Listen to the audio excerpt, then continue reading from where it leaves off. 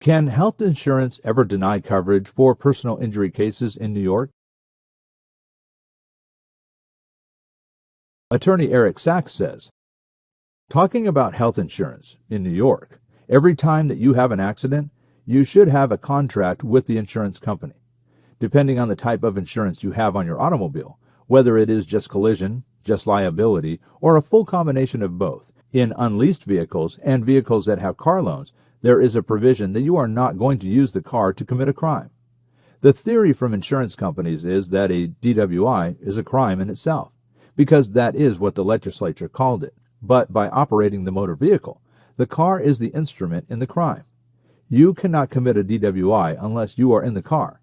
If the car is insured, you are now in breach of contract, and insurance companies can, if they find, disclaim. If there are injuries or damages, the insurance company, under certain circumstances, can turn around and say, we are not going to cover you. We are not going to give you a defense.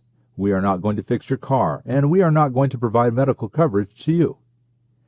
I have not seen an insurance company refuse to give medical coverage to an injured party in your car, for instance, but I have seen insurance companies who do try to say, we are not going to provide you with legal coverage. You have to defend yourself because you have a conviction for the DWI in this case. So you may need multiple attorneys and be fighting on multiple sides. If there is any kind of injuries or fatalities, not only do you run the risk of having a DUI case, but the case can turn into being a manslaughter case or even a murder case. People have been charged with murder in New York for having a fatality involved in a car accident when alcohol is also involved in it.